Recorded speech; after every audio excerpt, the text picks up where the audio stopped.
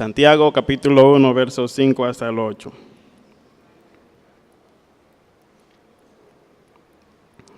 Pero si alguno de vosotros se ve falto de sabiduría, que la pida a Dios, el cual da a todos abundantemente y sin reproche, y le será dada.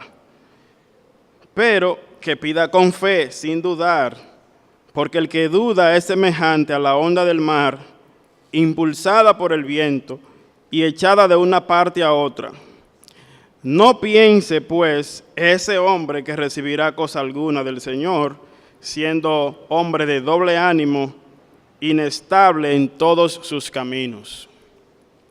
Una de las preguntas que más frecuentemente se hacen acerca de la Biblia y mayormente de Dios es la siguiente: si Dios es un Dios de amor, un Dios de bondad y de compasión, ¿por qué razón Él permite el sufrimiento en sus hijos o en todas las criaturas? Satanás muchas veces va a llegar a nuestra vida y a nuestra mente insinuándonos esta pregunta. Si el Señor te ama, entonces ¿cómo es que Él permite que llegue esta prueba a tu vida para causarte sufrimiento? Bueno, hay una respuesta muy explícita en la Biblia para esa pregunta. La encontramos en Isaías capítulo 55 y verso 9. El Señor dice: es que los caminos de ustedes no son como mis caminos. Así como son más altos los cielos que la tierra, así son mis caminos más altos que vuestros caminos, dice la Escritura. Y alabamos a Dios por eso, porque los propósitos santos y sublimes de Él son de bien para nosotros, así como afirma la Escritura en Romanos capítulo 8, verso 28. Que todas las cosas para los que aman a Dios trabajan y cooperan para nuestro bien. De manera que a pesar de que nosotros veamos a simple vista un sufrimiento, un dolor en nuestra vida, podemos descansar en que Dios en su gracia, en su gran amor y soberanía, está trabajando para nuestro provecho. Y eso es lo que prácticamente Santiago les dijo a sus hermanos en el capítulo 1, versos 2 al 4, que vimos la última vez. En esta ocasión vamos a hablar acerca de la sabiduría en las pruebas. Ya vimos las pruebas y la madurez cristiana, pero ahora vamos a ver la sabiduría en las pruebas. Eso es lo que Santiago está hablando en estos versículos que hemos leído. Él nos habla aquí acerca de la sabiduría como una necesidad en los seres humanos. Tenemos la necesidad de ver las cosas desde la perspectiva divina. Fíjese que Santiago dice aquí: pero si alguno de vosotros está falto de sabiduría. Podríamos hacerle una pregunta a Santiago: ¿y quién de nosotros podría decir que no está carente de sabiduría? ¿Cuál podría ponerse en pie y decir: bueno, yo no necesito sabiduría? Lo cierto es que todos nosotros necesitamos sabiduría, y siendo así, este mensaje que el Espíritu Santo inspiró a Santiago para escribir es para todos nosotros en el día de hoy. Todos necesitamos de la sabiduría de Dios. Ahora, es bueno saber, como ya hemos mencionado, que la sabiduría es una necesidad en nosotros, no es una cualidad natural que nosotros poseemos. Y es importante señalar que Santiago hace una conexión con lo que él venía diciendo de las pruebas. Él decía: las pruebas, ustedes deben gozarse en ellas porque deben saber que ellas producen en nosotros frutos del Espíritu Santo. Producen paciencia, y la paciencia, cuando lleva su obra completa, nos hace a nosotros perfectos, completos y cabales sin que nos falte cosa alguna. Y luego él dice: pero si a alguno le falta algo, pero bueno, Santiago, tú acabas de decir que la paciencia logra en nosotros que seamos completos y cabales sin que nos falte nada. Y ahora tú dices: si a alguno le falta. Sí, porque déjeme decirle, hay ocasiones en nuestra vida, y por eso es que siempre necesitamos la sabiduría, en que no podemos ver más allá que nuestras circunstancias. No podemos ver más allá que lo que estamos atravesando. Y es precisamente por eso que necesitamos la sabiduría de Dios, para poder continuar en medio de la prueba y poder sacarle provecho, lo cual veremos más adelante en este mensaje. Ahora, lo que podemos preguntarnos es lo siguiente: ¿a qué sabiduría es a la que se refiere Santiago en este pasaje? Note que Santiago nos dice: si alguno tiene falta de conocimiento o de información, pídala a Dios. No dice eso. Dice, si alguno tiene falta de sabiduría, lo cual establece una diferencia muy obvia entre el conocimiento y la sabiduría. De una manera muy simple o sencilla podríamos decir que el conocimiento se puede adquirir por medio del estudio. No es necesario entrar en muchas cosas, simplemente uno estudia, lee libros y va adquiriendo información y conocimientos. O sea que lo que Santiago nos está comunicando a nosotros es que si alguno está falto de sabiduría, debe pedírsela a Dios, porque no puede haber otra manera que pueda adquirir esto. No es conocimiento lo que uno necesita. Y dicho sea de paso, cuando uno se ve en medio de las pruebas, uno puede ser el mejor estudiante de la Biblia, el mejor estudioso de todo, el que más versículos se sepa. Y aún así estar en medio de una prueba sin tener entendimiento alguno de por qué está atravesando eso y cuál es el propósito de Dios en medio de esto. Y es por eso que Santiago nos anima a pedir sabiduría. Valga ese aclarando. Entonces, de lo que está hablando Santiago aquí no es de conocimiento, sino acerca de un regalo de gracia que Dios provee. Y este regalo es de parte de Dios. Dice ahí, Dios es quien la da. La sabiduría es un regalo de Dios. Romanos capítulo 16, verso 27 dice que Él es el único y sabio Dios. Santiago dice que la sabiduría viene de Dios porque es de Él. Job capítulo 12 y el versículo 13 dice, en Él están la sabiduría y el poder, y el consejo y el entendimiento son suyos. Eso es propiedad de Dios. Dios es sabio por naturaleza. Uno de los atributos excelentes de Dios es la sabiduría. Dios en esencia es sabio. Ahora, ¿qué es la sabiduría de Dios? ¿Cómo podríamos definir la sabiduría de Dios en términos que puedan ser entendidos? Bueno, yo encontré una definición práctica y muy buena. Wayne Grudem en su teología sistemática dice, la sabiduría de Dios quiere decir que Dios siempre escoge las mejores metas y los mejores medios para alcanzar esas metas. Repito, la sabiduría de Dios quiere decir que Dios siempre escoge las mejores metas y los mejores medios para alcanzar esas metas. En otras palabras, lo que nos está diciendo es que Dios en su gran amor para con nosotros ha determinado el mejor fin en el que podemos llegar. Y para que lleguemos a ese fin, que es su propia gloria y es que seamos conformados a la imagen de Jesús, Él ha elegido también los mejores medios, los medios más santos y los medios más excelentes para que logremos el objetivo de Dios de llegar hacia su imagen. Entonces, de lo que Santiago habla aquí es de una sabiduría para entender las pruebas. Ese es el contexto inmediato. Si alguno está a falta de sabiduría en medio de la prueba, ¿qué debe hacer? Debe pedirla a Dios. Yo encontré otra definición acerca de esta sabiduría específica en medio de las pruebas del pastor y doctor Charles Stanley. Él dice así: sabiduría es ver las cosas desde la perspectiva de Dios y reaccionar a ellas conforme a los preceptos de la Biblia.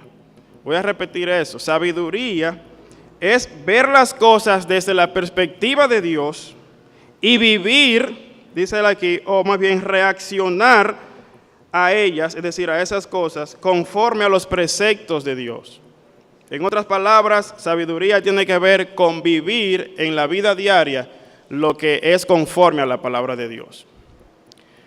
Cuando hablamos de sabiduría, no nos referimos meramente a conocimiento, sino a la aplicación en la vida diaria del conocimiento de la verdad de Dios.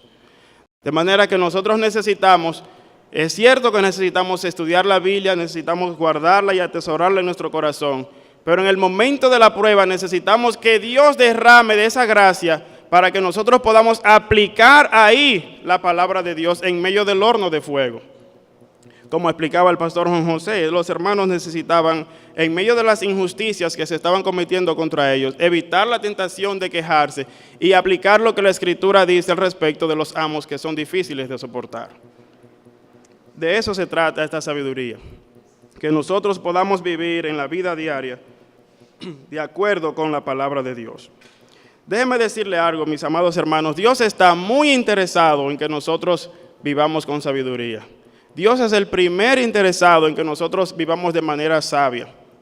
De hecho, la Escritura dice en Efesios que no debemos ser insensatos, al contrario, debemos ser entendidos de cuál sea la voluntad del Señor. La Escritura además nos aclara en Proverbios capítulo 8, y le voy a invitar ahí, Proverbios capítulo 8, versos 1 al 4. Vamos a hacer unas lecturas en Proverbios.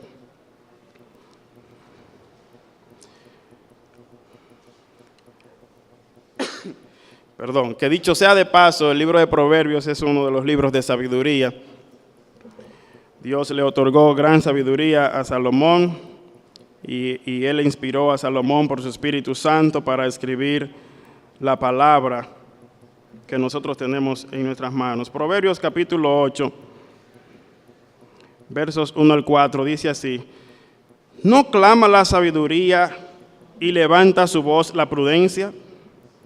En la cima de las alturas, junto al camino, donde cruzan las sendas, se coloca.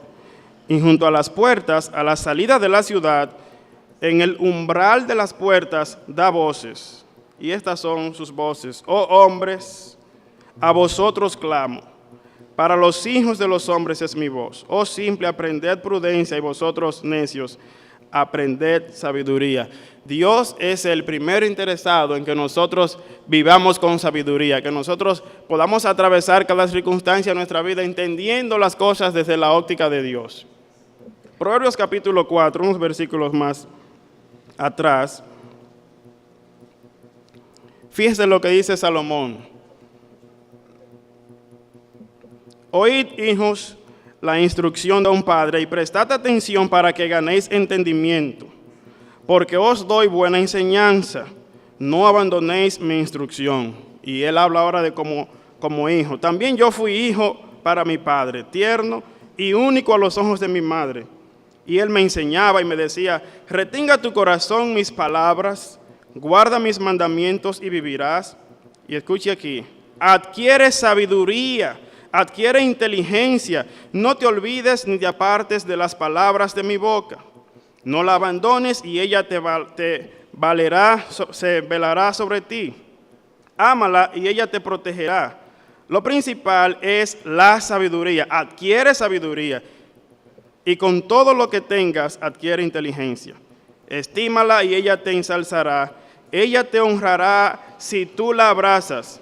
Guirnalda de gracia pondrá en tu cabeza, corona de hermosura te entregará. Fíjense el valor que tiene entonces la sabiduría que Dios desea que nosotros podamos poseer. Algo más acerca de este valor de la sabiduría lo encontramos en el capítulo 2 de Proverbios y en el versículo 6.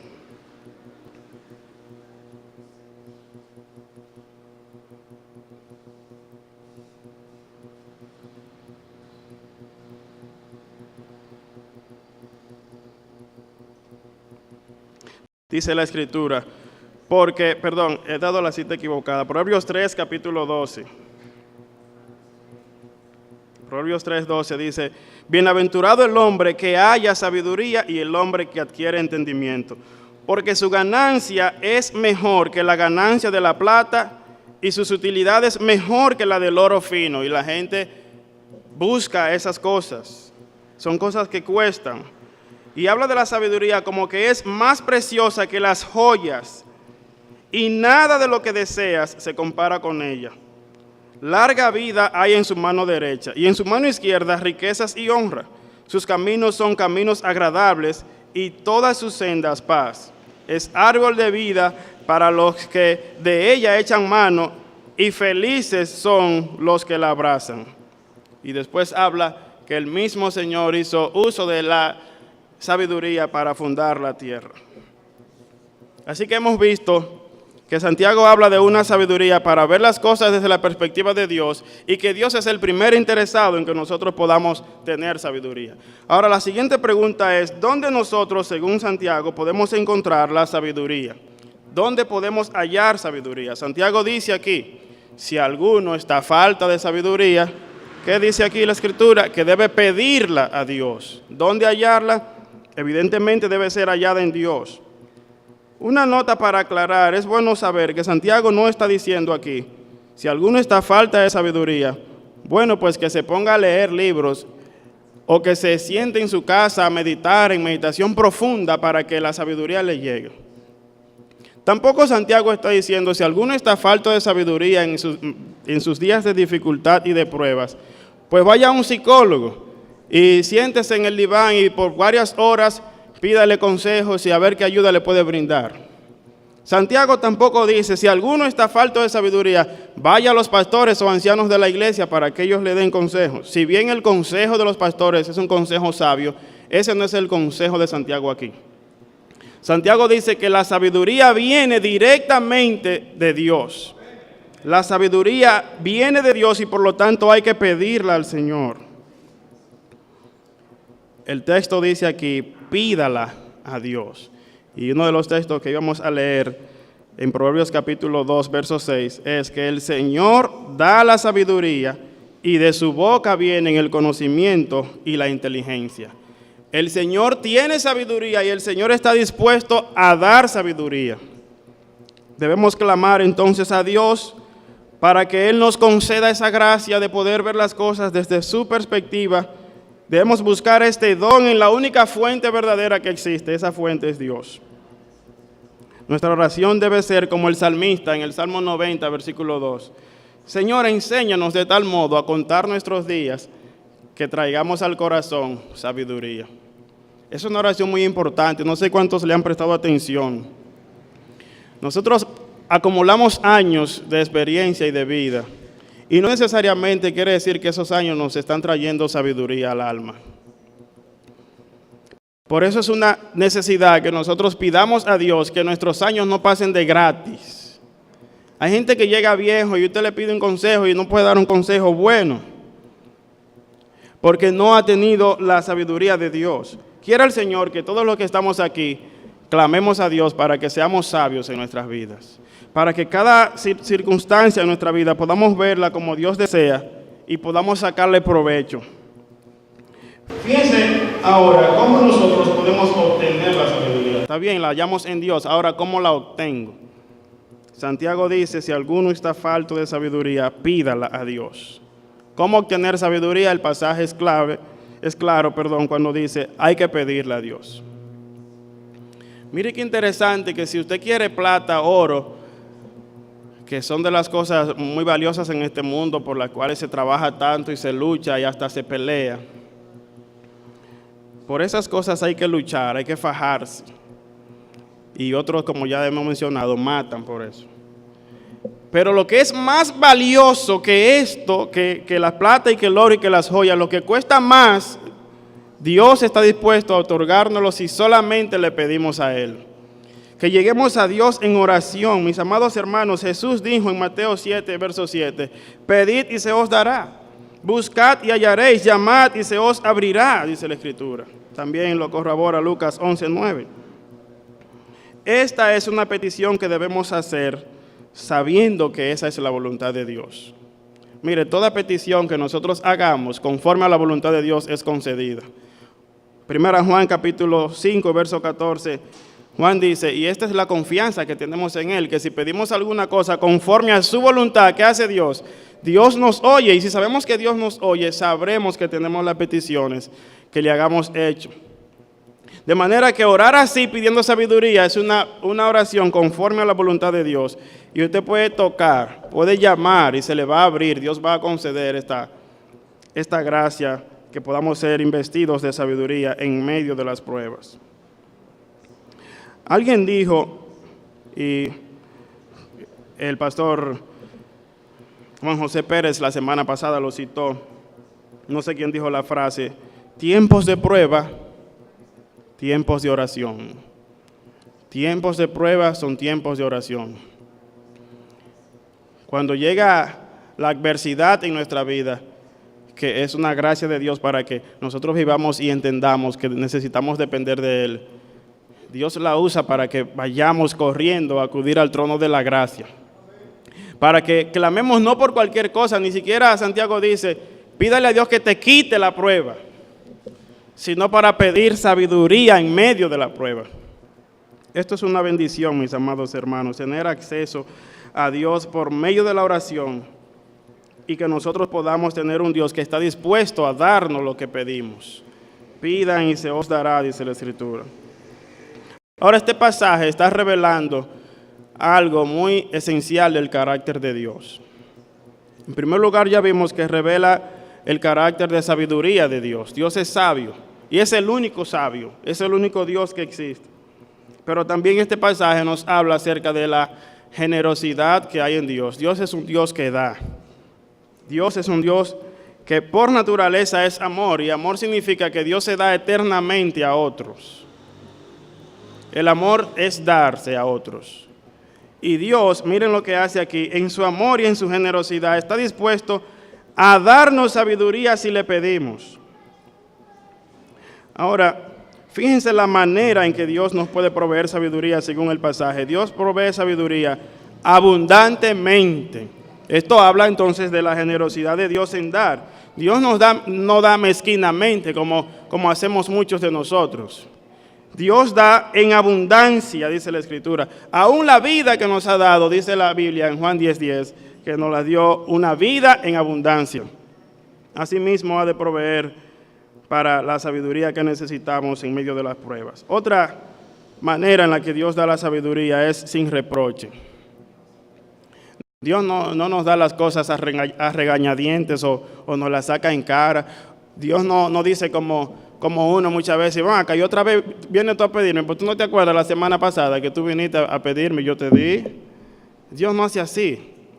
Dios nos da abundantemente y aun si volvemos mañana, Dios está dispuesto a seguir dándonos.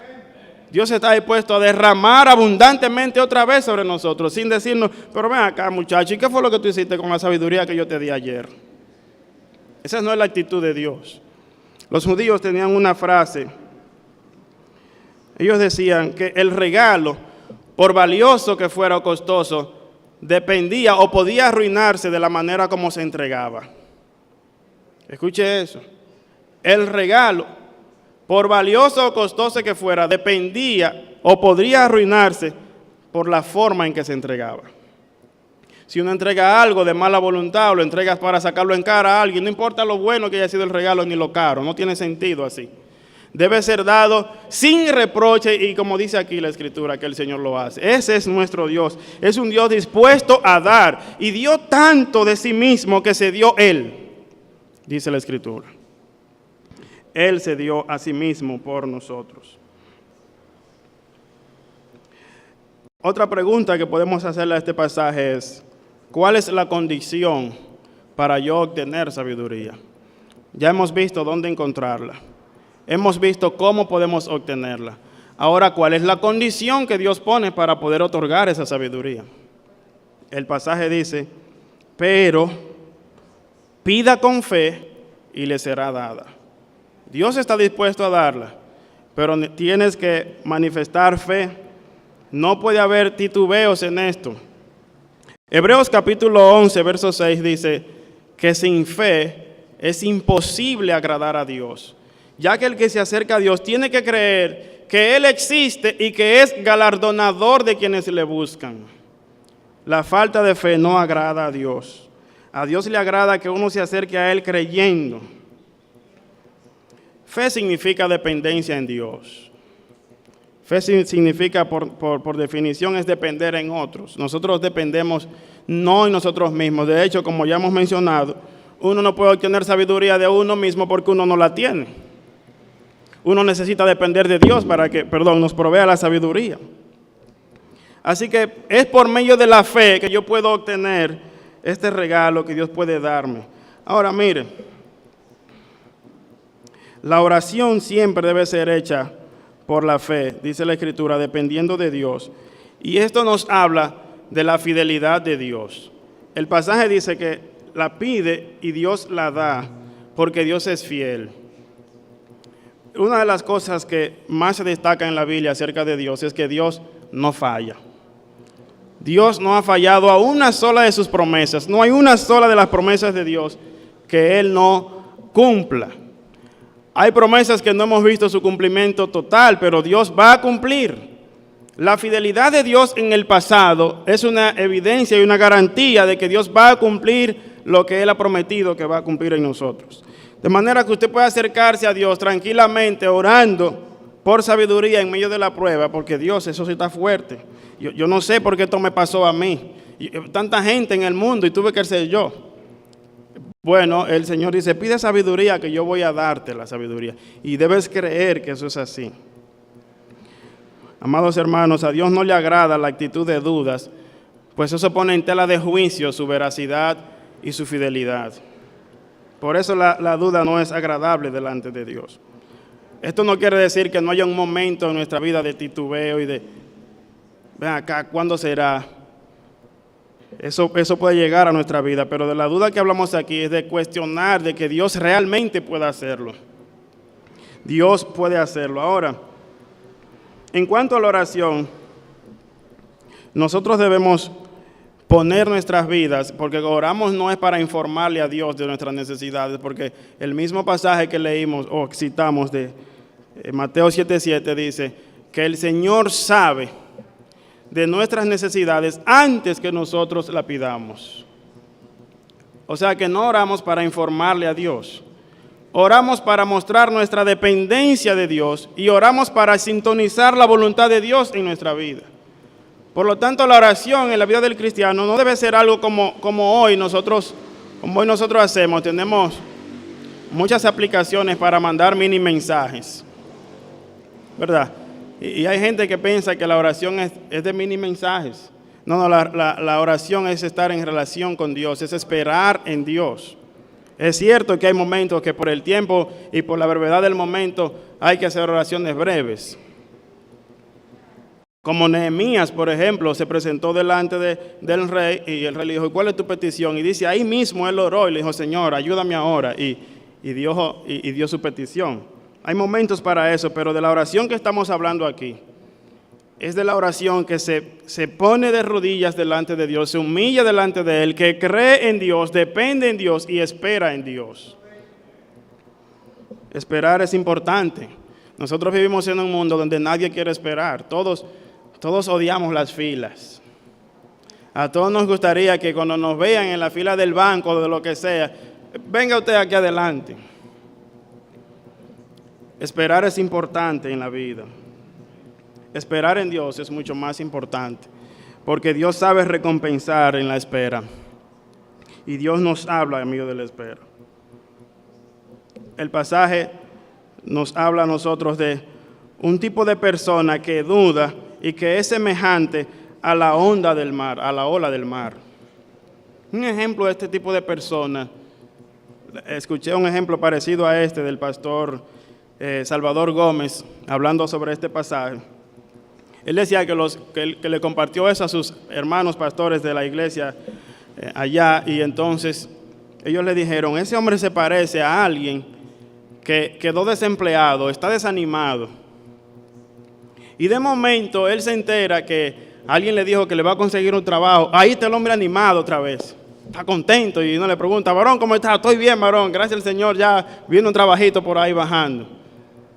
Y por X o por Y, se barajó el trabajo, no llegó, se cerró la puerta, ahí vuelve el hombre y está desanimado otra vez.